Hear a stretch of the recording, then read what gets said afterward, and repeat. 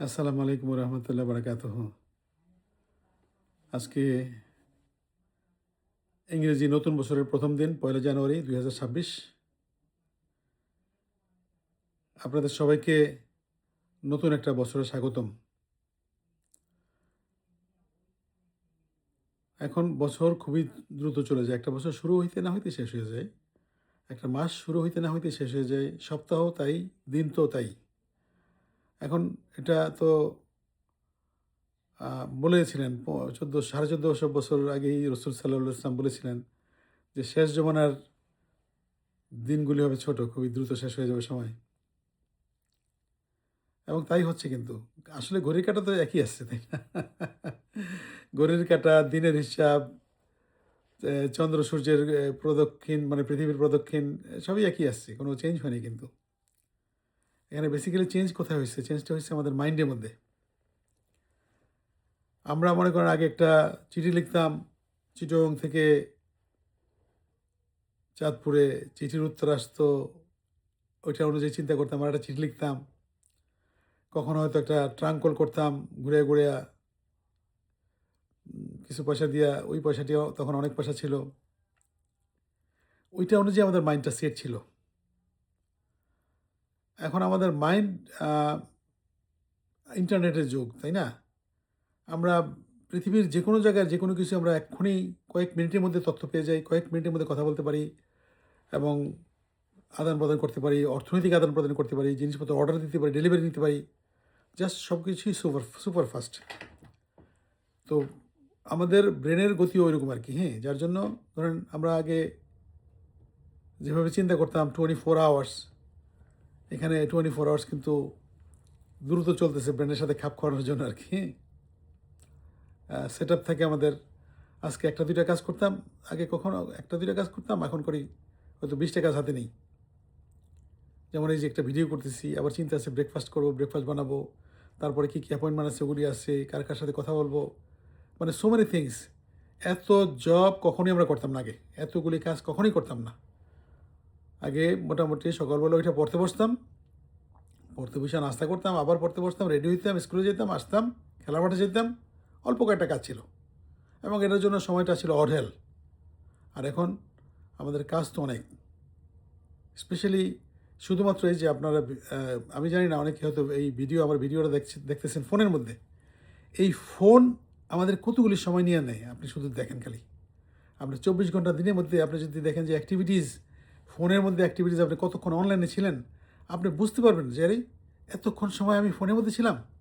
ফোনটা আমার এতগুলি সময় নিয়ে নিল। ফোনটা সময় নেয় নাই। সময় আপনি দিয়েছেন, মিডিয়াকে দিয়েছেন, আপনার আত্মীয়স্বজনকে দিয়েছেন অনলাইনে, ফেসবুককে, ইনস্টাগ্রামকে, ইউটিউবকে, তারপরে নিউজ চ্যানেলগুলোতে নিউজ দেখা, তারপর নানান ধরনের কমেন্ট লেখা। এই অনেকগুলো সময় চলে গেছে আপনার। এই সময়গুলি আগে আপনি কখনোই খরচ করতেন না। যখন আমরা প্রি ইন্টারনেট যুগ ছিল আরকি, যখন বা অ্যানালগ যুগ ছিল। প্রত্যেকের বাসায় টেলিফোন ছিল না। টেলিফোনে অত কথা বলার সুযোগও ছিল না। আমরা একসাথে আস্তে ধীরে হাইটা বাসে চড়ে বা রিক্সায় চড়ে কোথাও যাইতাম। আড্ডা-টাড্ডা মেরে আবার চলে আসতাম। সন্ধ্যার আগে বাসায় ফিরতে হইতো। তারপরে সন্ধ্যার পরে আইসা সময় আর কাটতো না। আরে এ রাত্রেবেলা সময় আর কাটতেছে। ঘুম আসতেছে না, সময় কাটতেছে না। আর এখন তো ঘুম না আসলে তো আপনার মোবাইল ফোন আছেই সাথে। সময় নিয়ে নেবে সাথে সাথেই। তো হাওয়েভার এই জিনিসগুলো রিয়ালাইজ করা খুবই ভালো। তাইলে বোঝা যাবে যে আসলে দিন ছোট না। আর দিন ঠিকই আছে। আমাদের মাইন্ডের মধ্যে দিনটা ছোট হয়ে গেছে, এখন সময় পাচ্ছি না আমরা। তো যাই হোক, আজকে একটা জিনিস আলাপ করতে চেয়েছিলাম। আলাপটা বেসিক্যালি আমি জানি না আপনাদের কেমন লাগবে। আমি আলাপটা বিশেষ করে মুসলমান ভাইদের জন্য বলতে চাচ্ছি আরকি, যারা মুসলিম ব্রাদার আমার ভিডিও দেখতেছেন আরকি, হ্যাঁ? সেটা হলো আজকে বেশ ঠান্ডা ছিল এখানে। আমাদের এখানে গতকালকেও হিমাঙ্কের নিচে ছিল, 0 নিচে সেলসিয়াস অনুযায়ী। আজকে সেলসিয়াসে হিমাঙ্কের একটু উপরে, তারপর কিন্তু আজকে অনেক ঠান্ডা লাগতেছিল। এই আমার দেখেন না একটা এই ভেস্ট আছে, তার নিচে সোয়েটার, তার নিচে শার্ট, তার নিচে গেঞ্জি, আর উপরে আরেকটা জ্যাকেট পরেছিলাম, যেটা উইন্টার জ্যাকেট বলে, হুডি সহ, মাথার কভার সহ। তারপর আলহামদুলিল্লাহ রাব্বিল আলামিন মসজিদে গিয়ে নামাজ পড়ে আসলাম। এখন সকালবেলা উজু করতে হয়েছে, তখনও পানি, ওই আমাদের ঘরে ওয়াটার হিটার থাকলেও পানিটা আসতে সময় লাগে। আমাদের ওয়াটার হিটার 3 তলা ছাদের মধ্যে এটিকে তো, তো গরম পানিটা আসতে আসতে সময় লাগে। কিন্তু আমি অতক্ষণ ওয়েট করি না। আমি গরম পানি আমি ঠান্ডা পানি দিয়ে উজু করতে থাকি আলহামদুলিল্লাহ। উজু কমপ্লিট করে এবং আজানের আমি উঠি ধরেন আজান দেওয়ার হাফ অ্যান আওয়ার আগে উঠি, আধা ঘন্টা আগে উঠি আজানের। তারপরে ধরেন আজান দেওয়ার হাফ অ্যান আওয়ার না, আসলে আমি 50 মিনিট 50 মিনিট আগে উঠি। 55 minute, almost like an hour. তো ওইটা উজু করে একটু হালকা আল্লাহকে স্মরণ করার চেষ্টা করি ঘরে বসে। এই সময়টা খুবই, বিশেষ করে ফজরের আজানের আগে শুভ সাদেক, এই সময়টা খুবই ইম্পর্টেন্ট এবং আল্লাহর কাছে খুবই প্রিয় ওই সময়টার এবাদত। আমি চেষ্টা করি, আমি এটা কোনো আপনাদের সাথে জাহির করার জন্য প্রচার করার জন্য বলতেছি না, আমি চেষ্টা করি, বাট আমি বলতেছি এই জন্য যে আপনাদের যাতে দাওয়াত দিই আমি আর কি। হ্যাঁ, আপনার দাওয়াত দিলাম। তো বেসিক্যালি আমরা যদি অনেক সময় এখানে মিডিয়াকে, ইন্টারনেটে, ফোন, ফেসবুকে দিয়ে ফেলি, রাত্রি ঘুমাইতে দেরি হয়, তাইলে এটা তো সম্ভব না। এটা আপনি আর্লি উঠতে পারবেন না। আপনাকে আর্লি উঠতে হলে আর্লি ঘুমাইতে হবে। ওই যে কথায় আছে না, early to bed and early to rise make a man healthy, wealthy and wise. আমি সাধারণত রাত্রিবেলা আমি ঘুমিয়ে যাই, খুব দ্রুত ঘুমিয়ে যাই। এশার নামাজ পড়ে খুব একটা বেশি জাগানো থাকার চেষ্টা করি না আমি, যার জন্য আমাকে অনেক ভোরে উঠতে পারি আমি, অসুবিধা নেই। নামাজের 1 ঘন্টা, ফজরের 1 ঘন্টা, আজানের 1 ঘন্টা আগে উঠি আমি। ওইটা প্রিপেয়ার করে নিজেকে অনেকটা ধরেন এই যে ওয়েট করি না, ওইটা গরম পানি আসতে আমার 5 মিনিট ওয়েট করতে হবে, আমি উজু করি ঠান্ডা পানিতে আল্লাহর মধ্যে। উজু যখন শেষের পর্যায়ে থাকে আমার, তখন দেখা যায় যে গরম পানি আসছে কলে। এতে করে হলো কি আমার সময়টা বাঁচলো, আবার 5টা মিনিট সময় বাঁচলো, আমার পানিও বাঁচলো। আমি 5 মিনিট পানি কল দিয়ে ছেড়ে ছেড়ে ছেড়ে ছেড়ে পানির বিল দিতে হবে আমাকে। পানির বিল তো I have to pay. So আমি একটু ঠান্ডা পানি দেওয়া উজু করি এবং আমি মনে মনে চিন্তা করি যে আমার নবী সাল্লাল্লাহু আলাইহি ওয়াসাল্লামের সময়ে তো কোনো গরম পানির ব্যবস্থা ছিল না। ওনার সাহাবীরা ওনারাও তো ঠান্ডা পানিতে নিশ্চয়ই উজু করছেন। তা আমি একটু করি না কেন? এবং ওরকম চিন্তাটা করলে যদি এটা সুন্নাহর চিন্তা করেন আপনি, ইনশাআল্লাহ এটার মধ্যে বেনিফিট আছে। আমি বলব না যে আবার আপনি অসুস্থ হয়ে যান ঠান্ডা পানি দিয়ে। আমি এটা বলতেছি এইজন্য যে ওই সময়টা আমি কাজে লাগানোর চিন্তা করি। তারপরে আমি ধরেন ওইটা আমি একটু নামাজ কালাম শেষ হইলে আমি তখন একটু দরুদ পড়ার চেষ্টা করি, জিকির করি। তখন আমি গাড়ি থেকে গাড়ি স্টার্ট দিই। গাড়িটা গরম করতে হবে। গাড়ি আবার ঠান্ডা নিয়ে দৌড় দিলে অনেক সময় শীতের সময় you have to warm up. গাড়িটা আপনার 90 সেকেন্ড মিনিমাম 2 মিনিট হলে ভালো। একটু গরম করে নিলে আছে না যে ওইটা ওরকম আর কি, যে আপনি দেখেন না প্র্যাকটিস করে ওয়ার্ম আপ করে যে কোনো স্পোর্টসের সময়, ফুটবল খেলার সময় প্লেয়াররা তো ওরকম গাড়িটাকে একটু ওয়ার্ম আপ করলে তখন সে শিফটিং সব কিছু ঠিকমতো হয়, গিয়ার শিফটিং বা ইত্যাদি আর কি। হ্যাঁ, কারণ হঠাৎ করে যদি আপনি ঘুম থেকে একটু দৌড় দেন তাহলে আপনার দেওয়ালে গিয়ে বাড়ি খেতে পারেন। তো আমি যখন গাড়িটা স্টার্ট দেই তখন আমি টেক্সট করি, আমার প্রতিবেশী একজন ভাই আছেন, ভাইকে আমি মসজিদে নিয়ে যাই আর কি। হ্যাঁ, ওনাকে টেক্সট করে সময় দিই যে আপনি I will pick you up ইনশাল্লাহ ইন নেক্সট 5 মিনিটস। তো উনি রেসপন্ড করেন, আমি ওনাকে নিয়ে যাই মসজিদে। তো আমাদের একটা গ্রুপ আছে, আবার মসজিদে একটা প্রেয়ার গ্রুপ আছে, ওখানে আমরা টেক্সট করি ইমাম সাহেব আসতেছে, কে আসতেছে, কে আসতে পারতেছে না, এগুলি আর কি আমরা জানি। আমাদের বাসা থেকে মসজিদটা ধরেন 5 কিলোমিটার বা এরকম, 5 বা 5.5 কিলোমিটার দূরে। যেতে বেশিক্ষণ সময় লাগে না, 10 মিনিটস বা 8 মিনিটস। এখানে তো ট্রাফিক নেই, ঝামেলা নাই। তো মসজিদে গিয়ে আজান দিই, আলহামদুলিল্লাহ রাব্বিল আলামিন, আল্লাহ সুবহানাহু ওয়া তাআলা আমাকে অনেক অনেক দয়া করতেছেন। আমি মসজিদে আজান দিই, আলহামদুলিল্লাহ রাব্বিল আলামিন। ফজরের আজানটা আমি দিই সবসময়। তারপরে ঈশা নামাজের আজান আমি দিই কখনো কখনো, আবার আমার আগে চলে আসে কেউ, ওনারা দেন। তো ওনারা মসজিদে যারা মুসল্লি আছেন ওনারা সম্মান করে আমাকে মুয়াজ্জিন বলে। আলহামদুলিল্লাহ, এটা ডেফিনেটলি আল্লাহ সুবহানাহু ওয়া তাআলা ওনারা যেভাবে অ্যাড্রেস করেন, আল্লাহ যাতে আমাকে ওইভাবেই আমাকে অ্যাড্রেস করেন, আমি আল্লাহর কাছে আবেদন করি। তো এখানে আমি যেটা বলতে চাইতেছি আপনাদের কাছে, যারা মুসলমান ভাইয়েরা আছেন, যে মসজিদে গিয়া নামাজ পড়াটা এটা কিন্তু কোনো ফ্যাশন না বা এটা ইচ্ছা অনিচ্ছার বিষয় না, এটা কিন্তু একটা হুকুম, রসুল সাল্লাল্লাহু আলাইহি ওয়াসাল্লামের হুকুম। উনি যখন মসজিদে গিয়ে পুরুষদের নামাজ পড়ার কথা বলেছেন মদিনাতে, তখন রাস্তার মধ্যে একটু সিনিয়র বয়স্ক লোক, ওনার অন্ধ, উনি চোখে দেখেন না। তো উনি রসুল সাল্লাহ আসলামের সাথে দেখা হওয়ার পরে উনি বলে, ও রসুল সাল্লাহ ইসলাম, আমি তো অন্ধ, আমি তো দেখতে পাই না। আমি অনেক কষ্ট করে হাঁটাচলা করি। তো আমারও কি মসজিদে আসতে হবে নামাজের সময়? বাসায় নামাজ পড়লে হবে না? তো নবী সাল্লাল্লাহু আলাইহি ওয়াসাল্লাম বললেন, "হ্যাঁ, আপনার বাসায় নামাজ পড়লে হবে।" তারপর নবী সাল্লাল্লাহু আলাইহি ওয়াসাল্লাম চলে যাওয়ার সময় হঠাৎ করে কয়েক স্টেপ দেওয়ার পরে উনি পিছন ফিরে আবার ওনাকে ডাক দিলেন, "এই শোনেন।" তো ওই ভদ্রলোক, আমি তাকে সাহাবী বলব কারণ ওনার সাথে দেখা হয়েছিল রাসূল সাল্লাল্লাহু আলাইহি ওয়াসাল্লামের। উনি মুসলিম ব্রাদার আমাদের। ওনাকে দাঁড়ায় করে বলল যে, "আপনি কি আজানের শব্দ শুনতে পান ঘরের থেকে?" তো উনি বললেন যে, "জি হুজুর, আমি আজানের শব্দ শুনতে পাই।" তখন নবী সাল্লাল্লাহু আলাইহি ওয়াসাল্লাম বললেন যেন আপনি মসজিদে এসে নামাজ পড়বেন। তো এটা একটা অনন্য উদাহরণ রেখে গেছেন। রাসূল সাল্লাল্লাহু আলাইহি ওয়াসাল্লাম চিন্তা করলেন যে এই লোকের বাসা মসজিদ থেকে কতটুকু দূরে। তখন তো আর মাইক ছিল না, বিরাট মাইক ছিল না, লাউড স্পিকার ছিল না। তো ওনার মসজিদ থেকে বাসার দূরত্ব কতটুকু, আজানের শব্দ পৌঁছায় কিনা তার কানে। তো উনি নবী সাল্লাল্লাহু আলাইহি ওয়াসাল্লাম চিন্তা করে দেখলেন যে এইটুকু রাস্তা উনি হেঁটে আসতে পারবেন। অন্ধ হইলেও এই রাস্তা তার মুখস্থ হওয়ার কথা। তো আমাদের প্রতি এটা নবী সাল্লাল্লাহু আলাইহি ওয়াসাল্লামের হুকুম যে তোমরা মসজিদে গিয়ে নামাজ পড়বা। আমরা চেষ্টা করি। এই চেষ্টা করাটাই সবচেয়ে বড়। আপনি যে সবসময় পারবেন সেটা না। আমি একটা ভিডিও দেখেছি ইউটিউবে না কোথায় দেখলাম আমি জানি না। এক ভদ্রলোক, অনেক বয়স, ওনার ৯০ বছর বা এরকম বয়স। উনি দেখতে পান না বাংলাদেশে। কিন্তু উনি মসজিদ থেকে বাসা পর্যন্ত একটা রশি টানায়া, বাঁশ টানায়া একটা রাস্তা করে নিয়েছেন। ধরে, ধরে উনি মসজিদে যান। ওই বাঁশ এবং রশি ধরে, ধরে উনি বাসায় ফিরে আসেন। তো এখন ওইটা একটা বিরাট উদাহরণ আমাদের জন্য যে বয়স্ক ভদ্রলোক আমাদের চাইতে সিনিয়র, উনি চোখে দেখতে পান না, উনি বাঁশ ধরে, ধরে মসজিদে যান এবং বাঁশ ধরে, ধরে মসজিদ থেকে বাসায় আসেন। একটা উনি বানায় নিয়েছেন লোকজন দিয়া ওনার রাস্তাটা, যাতে উনি যেতে পারেন, আসতে পারেন।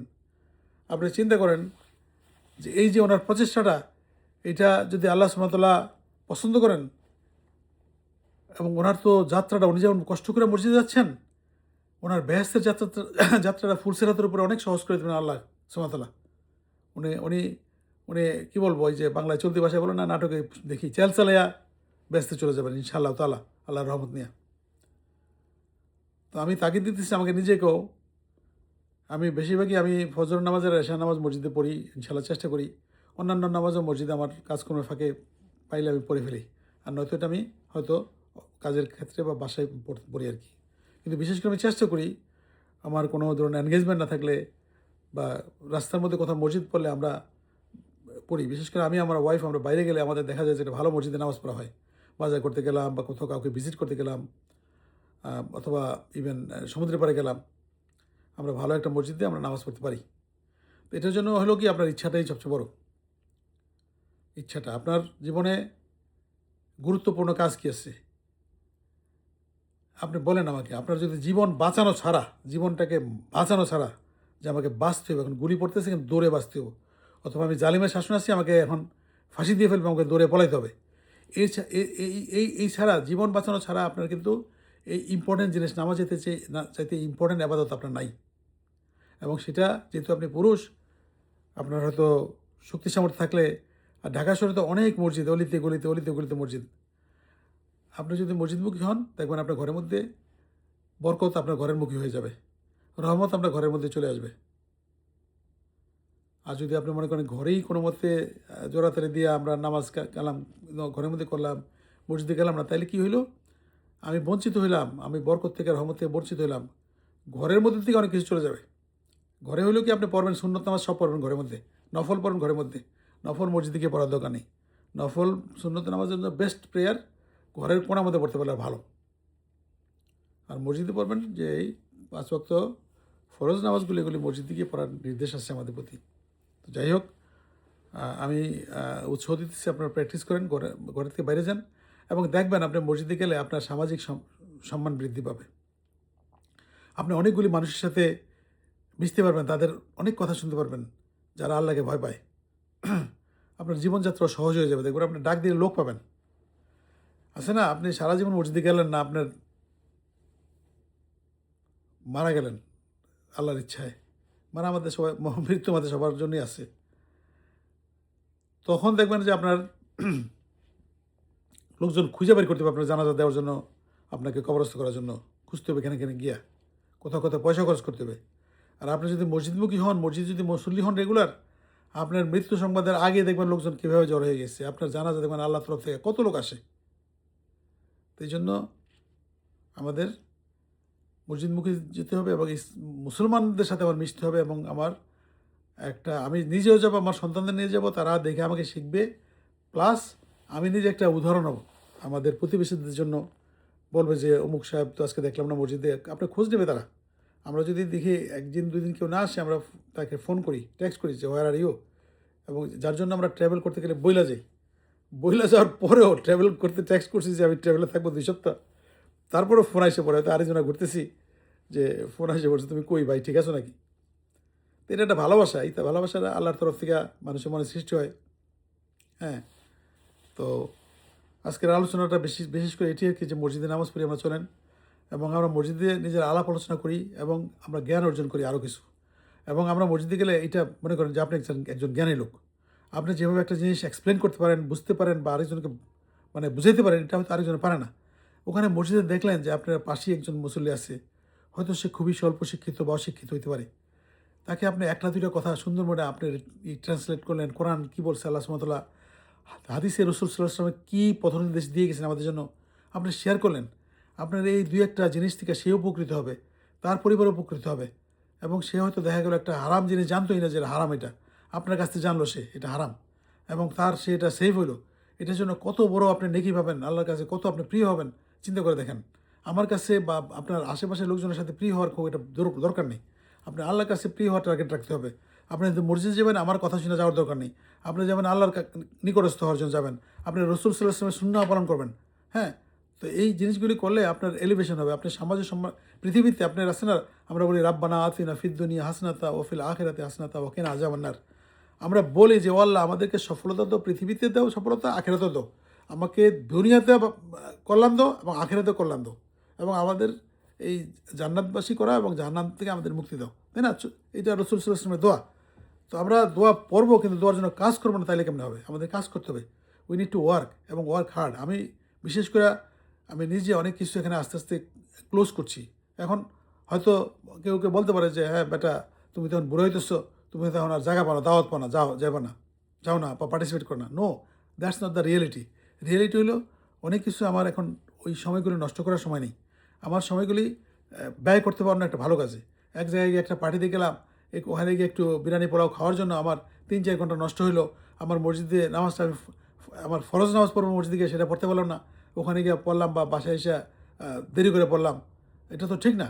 তো যার জন্য আমি অনেক কিছু হিসাব করি, আমাদের কোথাও কোনো ইনভাইটেশন থাকলে আমি দেখি তার সাথে আমাদের ম্যাচ করে কিনা, হ্যাঁ, তাইলে যাই। আবার অনেক সময় ধরেন একটা ম্যান্ডেটরি, ওখানে না গেলেই না, বা ওখানে আমার দাওয়াত দেওয়ার দরকার আছে। হ্যাঁ, আমরা যেমন আগে যেতাম না, এখানে লোকাল কোনো মানুষের বার্থডে দাওয়াত দিল, জন্মদিন, এগুলি তো ধরেন একটা আননেসেসারি প্রোগ্রাম এবং এটা কোনো ইনোভেশন, এগুলি অনেকে করে, আমরা হয়তো একসময় করতাম, আমরা করি না এখন। বাট এগুলিতে গিয়া কোনো আপনার এমন কোনো কিছু নেই। কিন্তু পরে আমি চিন্তা করলাম, আমার একজন ভাই আছেন, আমার জুনিয়র সে, কিন্তু সে উনি জ্ঞানী লোক, উনি আমাকে বললেন যে আমিন ভাই আপনি যাইয়েন ওখানে গিয়ে, অ্যাটলিস্ট আপনার নামাজের সময় সবাইকে ডাক দিলেন, চলো আমরা নামাজ পড়ি, এবং তারা ইসলামের দাওয়াত ওখানে পৌঁছলো আর কি। তো ওইটা আমরা চেষ্টা করি। আবার অনেক সময় একটু দূরত্ব দেখলে আমরা যাই না ইদানিং, হ্যাঁ, অ্যাভয়েড করি আর কি। এতে মনে করেন একটা জিনিস হলো কি, আপনার সময়টা আপনার কাজে লাগলো, নামাজগুলো আপনি টাইম মতো পড়তে পারলেন, আপনার সময়টা বাঁচলো। তারপরে অনেকগুলি অনুষ্ঠানে গেলে দেখবেন, আপনি সেখানে গেলে আপনার ইচ্ছায় অনিচ্ছায় যেভাবে হোক পরচর্চা চলে আসে। অনেক গীবতের সংস্কৃতি হয় বাঙালিদের মধ্যে, এটা খুবই চলে আর কি। তো এগুলি বলা এবং শোনা দুইটাই খুব খারাপ কাজ। আপনি ওখানে গিয়ে আবার যদি বলেন এই আপনি গীবত করতেছেন, তাদের সাথে একটা সম্পর্ক খারাপ হইতে পারে। তো এই জন্য অনেক সময় অ্যাভয়েড করা বেটার। আর আস্তে করে পরামর্শ দিতে হবে, এটা আমাকে না বলে ওনাকে বলেন, যার সম্বন্ধে বলতেছেন তাকে বলে আপনার উপকার, উনি উপকৃত হবে, আপনার ভালো হবে। আর অনেক সময় আমাদের অনেক রিচ ফুডটা আমাদের ক্ষতি করে, রিচ ফুডটা অ্যাভয়েড করার জন্য আমরা অনেকে দাওয়াতে যাই না। আমি দেখেছি আমার অনেক বন্ধুবান্ধব বাংলাদেশের সমস্ত বিয়ে অ্যাটেন্ড করে, কিন্তু কোনো বিয়েতে খায় না, সে কোনো না কোনো সুদা সে খাবে না, আমি দেখছি। তো সে বলে যে আমি কোনো না কোনো শুতে আমি আস্তে করে এস্কেপ করি বা বইসা একটু সালাদ নিলাম, পানি খেয়ে উঠে গেলাম, খাইলাম না। হ্যাঁ? কারণ তার হেলথ পারমিট করে না, তার এইজ পারমিট করে না। তো এই সমস্ত অনেক টেকনিক্যাল জিনিস আমাদের করতে হয়।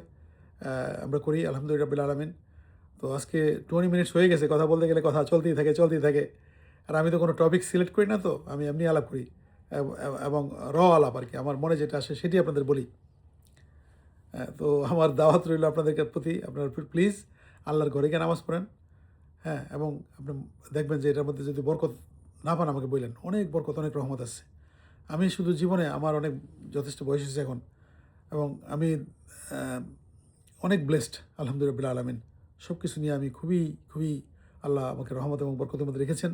আমি শুকরিয়া জানাই আলহামদুলিল্লাহ রাব্বিল আলামিন এবং আমার যথেষ্ট অযোগ্যতা এবং সামর্থ্যহীনতা থাকার পরেও আল্লাহ আমাকে একদম মানে খুব ক্লোজলি আমাকে অ্যা অ্যা টেক কেয়ার করছেন আরকি, হ্যাঁ? এবং এটার শুরুটা আমার যেটা মনে হয়, আমি ভুল শুদ্ধ এটা আল্লাহ পাক বলতে পারবেন। আমি যেদিন আমার জীবনে অনেক আগে, অনেক দিন আগে আমি ফজর নামাজ নিয়ে আমার অনেক গাফিলাতি ছিল। আমি যখন ফজরের নামাজটা ঠিকমতো ধরলাম, অন টাইম এবং নো কম্প্রোমাইজ অ্যাবাউট ফজরের নামাজ, আমার দেখা গেল আমার আল্লাহ তাআলা অ্যা পুরা জীবনটি একদম ফুলের বিছানার মতো করে দিয়েছেন।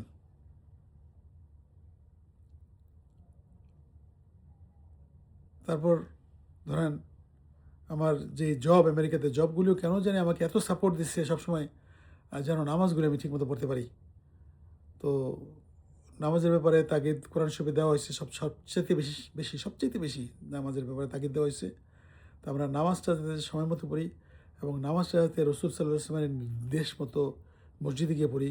এটার জন্য যদি আমাদের একটু স্যাক্রিফাইস করতে হয়, আমাদের যদি কিছু টাকা পয়সা লস হয়, লস বলব না, ইনভেস্টমেন্ট হয়। কারণ এটা তো আল্লাহর রাস্তায় ইনভেস্টমেন্ট। এই ইনভেস্টমেন্ট আপনার পরকালে থাকবে। অন্য ইনভেস্টমেন্ট তো থাকবে না। কোনো কিছু থাকবে না। এই যে আমার বাড়ি, আমার গাড়ি আছে বাসার সামনে ৩-৪ টা। এগুলি কোনো কিছু থাকবে না। Nothing, zero. বা ব্যাংকে টাকা আছে যেটা বা অন্যান্য ইনভেস্টমেন্ট আছে, দুনিয়ার ইনভেস্টমেন্ট আমার মনে হয় তেমন কোনো কাজে লাগবে না। আমরা আখিরাতের জন্য চলেন ইনভেস্ট করি।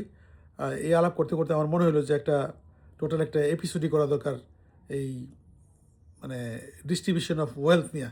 আমি করব হয়তো ইনশাআল্লাহ তাআলা সময় পাইলে যেকোনো এক সময় আমি বাকেট লিস্টে রাখলাম ইনশাআল্লাহ। তো ভালো থাকবেন সবাই। আপনাদের কেমন লাগলো কথাবার্তা? এর মধ্যে ভুল ত্রুটি থাকলে আমাকে কাইন্ডলি একটু জানাবেন। আপনারা তো একটু যদি কমেন্ট দেন, লিখেন বা কিছু, আমি খুব আপনাদের কমেন্ট নিয়ে আমি কোনো বড় সেলিব্রিটি হতে চাই না। কিন্তু আপনাদের কমেন্ট আমাকে হেল্প করবে। যে এই যে আমার মাহবুব ভাই লিখতেন আগে চিটং থেকে। উনি ওনার কাছ থেকে আমি শিখতাম। উনি আমার বড় ভাই। ইদানিং উনি লিখতেছেন না বা উনি দেখার সময় পান না হয়তো। তো আপনারা লিখবেন কোত্থেকে দেখতেছেন, কেমন লাগলো বা এই ধরনের আলোচনা আপনাদের কি আ দুঃখ দিল কিনা এটাও জানাইয়েন আমার আরকি, হ্যাঁ? কোনো কোয়েশ্চেন থাকলে কোয়েশ্চেন করবেন, আমি অ্যান্সার দেওয়ার চেষ্টা করব। আমার কাছে যদি অ্যান্সার না থাকে আমি কারো কাছ থেকে নিয়ে তারপর অ্যান্সার দেবো ইনশাআল্লাহ তাআলা। তো আজকে এই পর্যন্তই। ইনশাআল্লাহ আমি সবার জন্য দোয়া করি আল্লাহ সুবহানাহু ওয়া তাআলা আমাদের সবাইকে এই যে ইংরেজি বছর ২০২৬ আমাদেরকে পরলৌকিক ক্ষেত্রে গোলের ক্ষেত্রে আমাদেরকে আ অনেক উন্নয়ন দিক, বরকত দিক, রহমত দিক এবং দুনিয়ার সুখ শান্তি আপনাদের দিক। আপনারা ভালো থাকেন, হালালের মধ্যে থাকেন এবং আপনাদেরকে শয়তানের রাহুক থেকে আপনারা মুক্ত থাকেন। এটা দোয়া করি আল্লাহর কাছে ইনশাআল্লাহ। আ আসসালামু আলাইকুম ওয়া রাহমাতুল্লাহ ওয়া বারাকাতুহু।